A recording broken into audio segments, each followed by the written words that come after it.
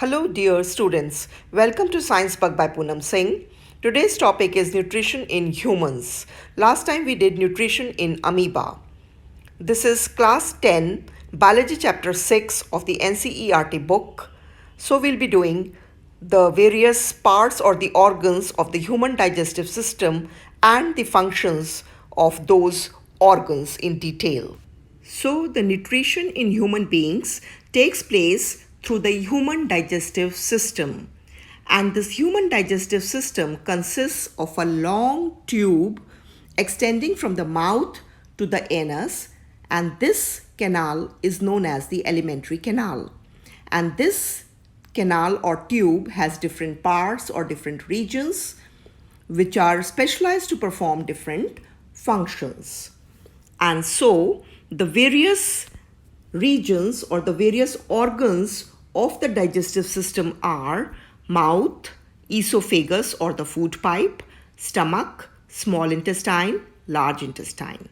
And also associated with these organs are certain glands which pour their secretions at different regions of the alimentary canal. And these glands are 3 in number. They are the salivary glands, liver, and pancreas. And since we eat different types of foods, some human beings eat vegetarian, some eat non-veg, and so many different types of food are there. Some eat Chinese, some eat Thai food, some eat Indian, some continental, and so on and so forth. But the structure or the organs of the alimentary canal are the same in all the human beings, whatever food they may be eating. So, to process different kinds of food which the human beings eat by the same alimentary canal, the alimentary canal need to process this food and convert it into small particles which are more or less similar in texture and similar in composition also, so that they can then be absorbed by the alimentary canal easily. Now, broadly speaking, there are 5 steps of nutrition in human beings.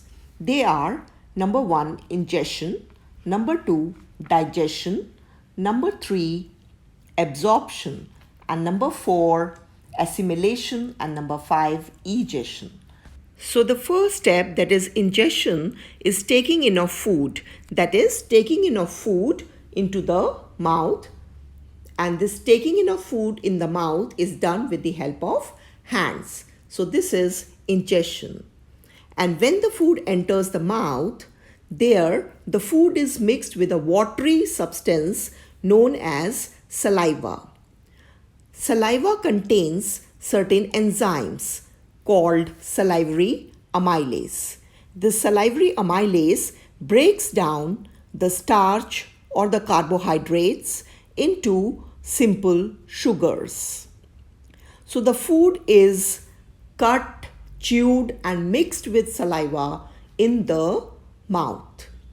And let me tell you that the food is complex in nature. So it has to be broken down into smaller molecules, and this is done by certain biological catalysts called enzymes. And one such enzyme is salivary amylase, which is present in the saliva. Since the food remains in the mouth just for a short time, so the digestion remains incomplete in the mouth. So now, this slightly digested food in the mouth is pushed down into the food pipe, which is also known as the esophagus. The function of this esophagus is to pass the food from the mouth to the stomach. In fact, no digestion occurs in the esophagus, but the walls of the esophagus show contraction and relaxation in rhythmic way. And these rhythmic movements of the walls of the esophagus are known as peristaltic movements. And these peristaltic movements helps to push the bolus down the esophagus. The slightly digested food which came from the mouth is known as bolus, which you can also see in the picture. And this bolus is pushed down from the esophagus into the stomach. From the esophagus, the food then enters the stomach. The stomach is a J-shaped organ which is present on the left side of the abdomen. And in the stomach, the food is churned for about 3 hours till it breaks down and forms a semi-solid paste. Now, this stomach walls contain tubular glands, and these tubular glands secrete gastric juices. And these gastric juice contain 3 substances: hydrochloric acid, the enzyme pepsin, and mucus. The function of the hydrochloric acid is to make the gastric juice acidic in nature, and in this acidic medium of the gastric juice, the enzyme pepsin acts on the proteins. That is, it breaks down the proteins into smaller molecules. So here the proteins are partially digested by the enzyme pepsin in the presence of the acid, that is HCl. Gastric juice also contains mucus, and the function of the mucus is to protect the walls of the stomach from its own acidic secretions. Mucus is also produced by the gastric juices, and this mucus prevents the damage of the stomach wall from its own acidic secretions. Children, you must have all heard about acidity. What does it mean? Acidity means excessive production of the acid, that is the HCl, in the stomach. And when there is excessive production of the acid, some of this acid moves up in the esophagus and it causes burning effect, and this is known as acidity. The food in the stomach is still partially digested, so this partially digested food then passes into the small intestine for complete digestion, and this passage of food into the small intestine is regulated by a sphincter muscle, which releases the food in small amounts into the small intestine. From the stomach, the food enters the small intestine, and small intestine is the longest part of the alimentary canal. And this small intestine is highly coiled structure because so that it can fit nicely in the small abdominal region.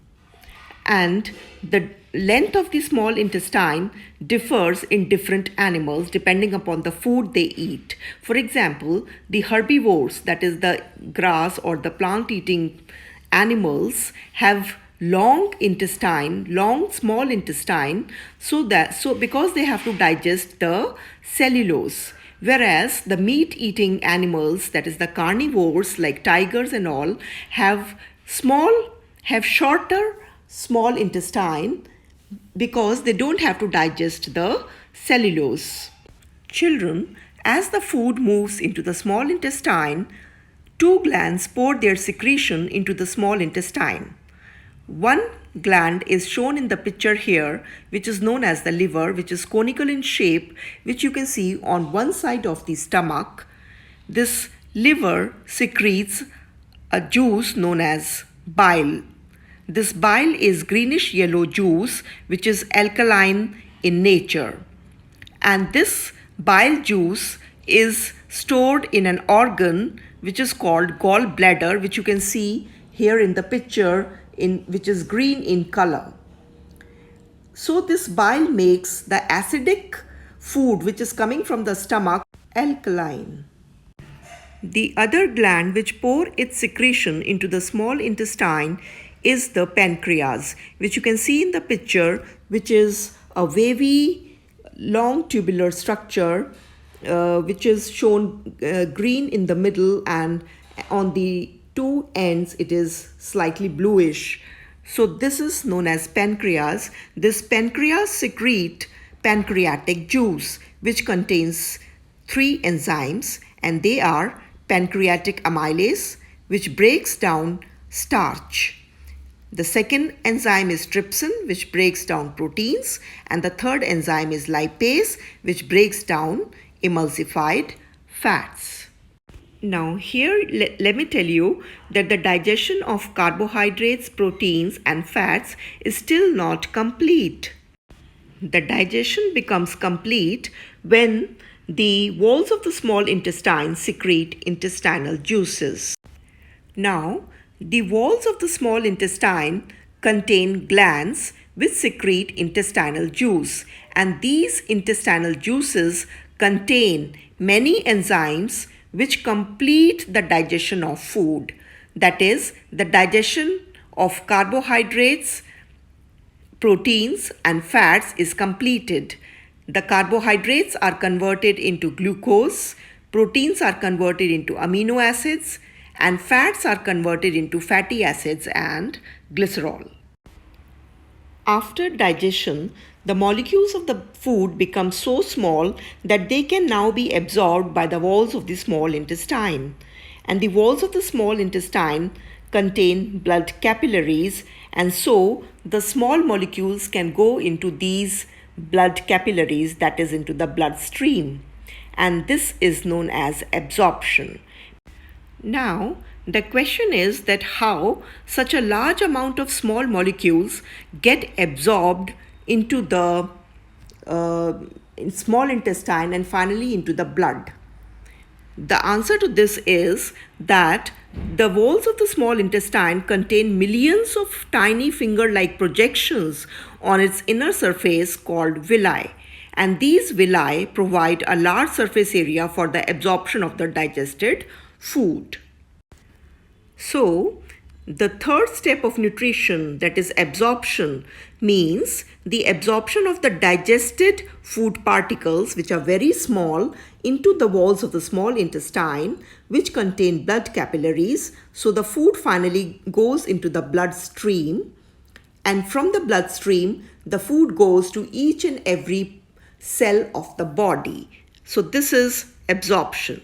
So from the blood, the food is carried to all the body cells, where the food gets assimilated or becomes the part of the cells, and this assimilated food is used by the body cells for obtaining energy and also for growth and repair of the body.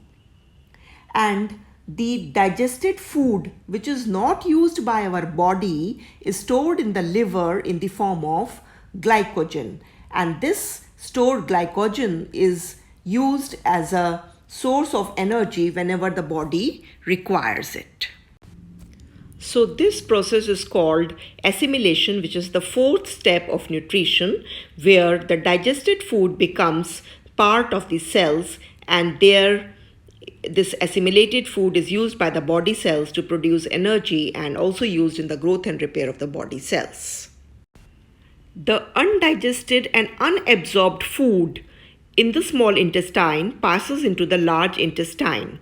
In the large intestine, almost all the water is absorbed from the food, and this almost solid food is stored in the rectum for some time and then removed from the anus as feces. So this last step of nutrition is called egestion. And for egestion, or for the exit of feces, is controlled by the anal sphincter. Now here is a small assignment for you children. You can see this diagram and label the parts of the human digestive tract, that is the alimentary canal, and also you can learn to draw the alimentary canal by seeing this diagram, because this diagram has been very simplified. You can see it and draw it. Thank you children for watching. Please like, share, subscribe Science Bug by Poonam Singh, and don't forget to press the bell icon for getting the notifications.